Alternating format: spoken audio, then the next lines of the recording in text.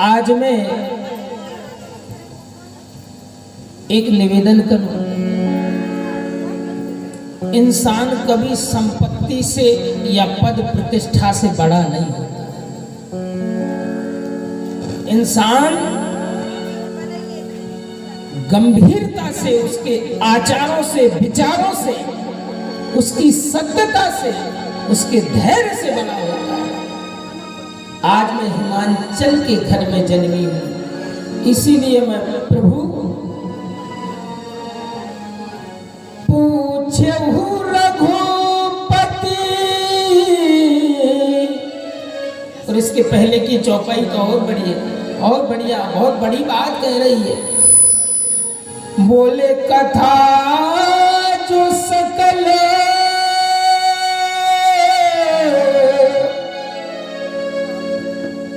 ये कौन पूछ रहा है, कौन बोला? ये माँ के शब्द है, ये माँ का वात्सल्य है, ये माँ की करुणा है। वह कथा खुद के लिए नहीं, स्वयं के लिए नहीं, सारे संसार को, सारी सृष्टि के कल्याण के लिए। कथा जो सकल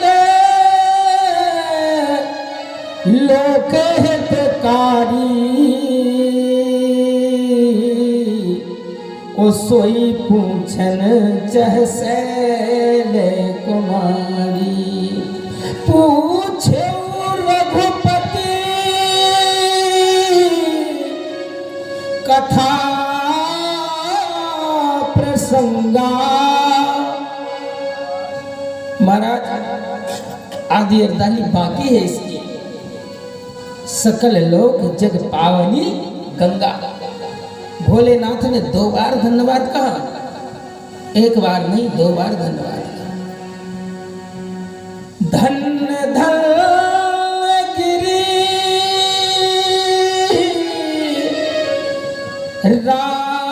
राजकुमारी,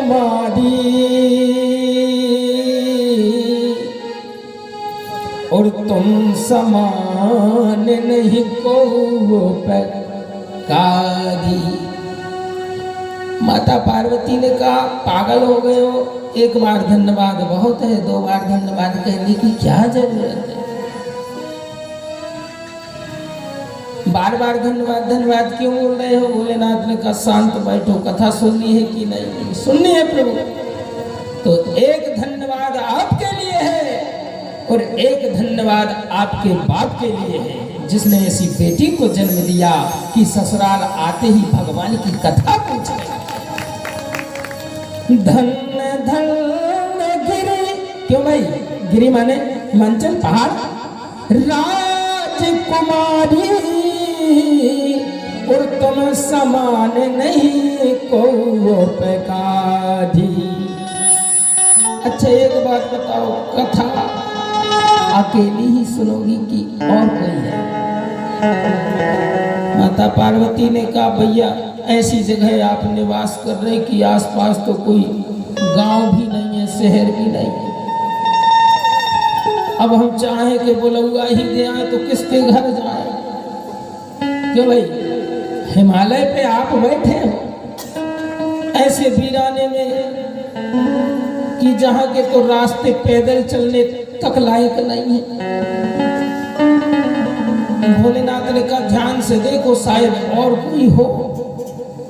चारों ओर मां पार्वती ने देखा और भगवान शंकर की जटाओं पर जाकर के दृष्टि पड़ी। तो जटाओं पर एक बहन पहले से विराजमान है। कौन है? बोले गंगा तरंग रमणीय जटा कलापम, गौरी निरंतर विभूषित बाम भाग्यम। अरे हाँ दीदी तो है। ऊपर गंगा की ओर देखा, पार्वती जी ने कहा दीदी एक काम करो, आ जाओ हम आप बैठ करके कथा सुन ले। कोई ध्यान नहीं दिया। असल में एक बात सबसे बड़ी है, इसको बड़े गंभीरता से लेना। कोई कोई व्यक्ति अच्छा अपमान सह सकता है, अपमान ऐसी चीज है बड़ी जल्दी सहन हो जाता, कोई बड़ी बात नहीं है। अच्छा, और किसी किसी का अगर सम्मान ज्यादा हो जाए तो वो पागल हो जाता है, सम्मान नहीं सह पाता है। तो गंगा से कहा कि दीदी आओ आप कथा सुनो, ध्यान नहीं दिया। तो भोलेनाथ से कहा भोलेनाथ आप ही कहो ना, दीदी नीचे आ जाए, बढ़िया आसन पे बैठे। वैसे भी बाबा कहते हैं सादर कहाई सुनहि बुद्धता ही, सभ्यता के साथ कथाएं सुनना चाहिए। तो कहा आ जाओ। भोलेनाथ ने कहा नहीं हम नहीं कह सकते। बोले प्रयास करो। बोले नहीं कह सकते ना। बोले क्यों नहीं कह सकते? बोले इसलिए नहीं कह सकते, माताओं का ये स्वभाव है कि एक बार अगर यहाँ बैठ गए फिर दोबारा नीचे आने का नाम नहीं। तो माँ पार्वती ने कहा अगर ऐसी बात है, इन्हें अभिमान है कि जो इनमें स्नान करेगा, महाराज जो इसमें स्नान करेगा उसके पाप धुलती है, ये अभिमान है। तो मैं भी अपने पति अपने भगवान भोलेनाथ की ऐसी सेवा करके ऐसी गंगा का उद्गम करवाऊंगी जो श्रवण मात्र से जीव का कल्याण कर देगा। तुम तो एक स्थान पर प्रयाग में सुनिश्चित हो, लेकिन मैं अपने आराध्य की भक्ति से, उनके चरणों की कृपा से मैं ऐसी गंगा प्रवाहित करूंगी, तेरे पास तो चल करके आना पड़ेगा, लेकिन ये मेरी मानसी गंगा तो घर घर जाके जीव का कल्याण करेगी, पाप मुक्त कर देगी। बाबा लिखते हैं पूछहु रघुपति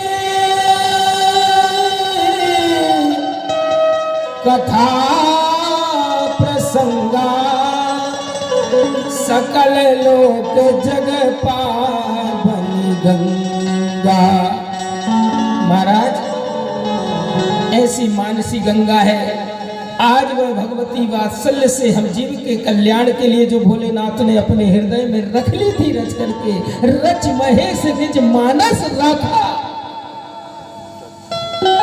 अगर भोलेनाथ रचेता है, वक्ता है, एक बात बताओ, जब प्रचार ही नहीं होगा, पता ही नहीं चलेगा कि वक्ता कौन है। मान लो हम कथा कह रहे हैं, कार्ड ना पहुंचे या साउंड ना लगे तो कैसे पता चलेगा कि भाई कथा हो रही है, या कोई जब तक ना बताए। अब भोलेनाथ तो ऐसे वीराने में है कि जहां कोई नेटवर्क ही नहीं, हाँ हिमालय में रह रहे हैं। तो माता पार्वती ने कहा नहीं भोलेनाथ, जो आपके हृदय में जो अमृत भरा हुआ है कथा रूपी, वह संसार के कल्याण के लिए है। तो बाबा ने लिखा रचि महेश निज मानस राखा, उपाय सु समय शिवासन भाका। बोला गौरी शंकर भगवान की। आलोक जी याद कर रहे थे आज ही और आप पधार गए। सम्मानीय हमारे गजेंद्र भैया जी गंज कटंगा से हैं और भगवान हनुमान जी महाराज की कृपा पात्र है, पूरी रामायण कंठ पर है। कभी कभार हम मिल जाते तो हम भी पूछते रहते हैं कुछ ना कुछ, बड़ा अच्छा लगता है कि चलो आज मास्टर जी बैठे तो विद्यार्थी का कल्याण ही होना है, सुधार भी होगा, बड़ा अच्छा लगता है। सदा भगवान की कृपा आप पर बनी रहे। बोलो रामायण भैया की। महाराज माँ पार्वती ने राम के अवतार के बारे में प्रश्न करना, प्रश्न तो इतने हैं कि कोई सीमा ही नहीं, 84 प्रश्न माता पार्वती ने किए, लेकिन सबसे मूल्य प्रश्न राम के जन्म।